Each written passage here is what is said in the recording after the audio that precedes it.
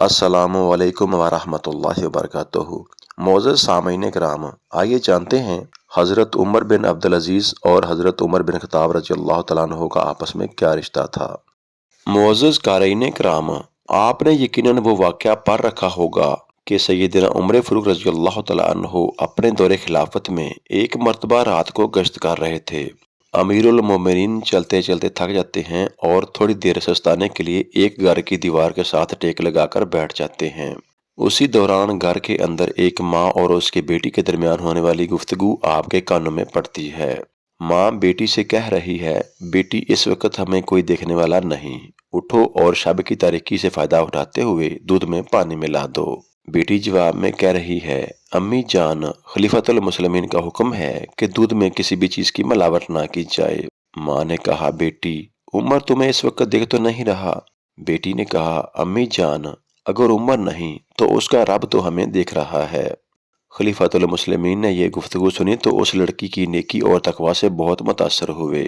غلام ساتھ تھا، اس کو حکم دیا کہ اس گھر کی دیوار پر نشان لگا دو اور اسے یاد رکھنا۔ صبح ہوئی تو اس گھر کے بارے میں معلومات حاصل کیں۔ معلوم ہوا کہ وہ نیک اور عفت مآب بیٹی ابھی کنواری ہے، اس کی شادی نہیں ہوئی۔ سیدنا عمر فاروق رضی اللہ تعالیٰ عنہ نے اپنے بیٹوں کو جمع کر کے ان سے پوچھا، میرے بچوں، تم میں سے کون ہے جو شادی کا خواہش مند ہو؟ حضرت عاصم رضی اللہ تعالیٰ عنہ کے سوا سب نے کہا، ابا جان، ہماری شادیاں ہو چکی ہیں اور ہمیں دوسری شادی کی بھی فی الحال خواہش نہیں۔ حضرت عاصم رضی اللہ تعالیٰ عنہ نے کہا، ابا جان، میں شادی کرنا چاہتا ہوں۔ چنانچہ سیدنا عمر فاروق رضی اللہ تعالیٰ عنہ نے بچی کے گھر والوں سے اپنے بیٹے کے لیے رشتہ طلب کر لیا۔ وہ باخوشی مان گئے اور اس طرح یہ نیک اور پرہیزگار بچی ام عمارہ بنت سفیان سیدنا عمر فاروق رضی اللہ تعالیٰ عنہ کے گھرانے کی بہو بن کر آ گئی۔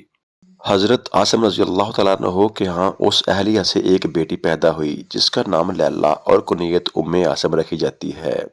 ام عاصم کی تربیت اس گھرانے میں ہوئی جس کی نیکی اور تقوی کا ایک زمانہ معترف ہے۔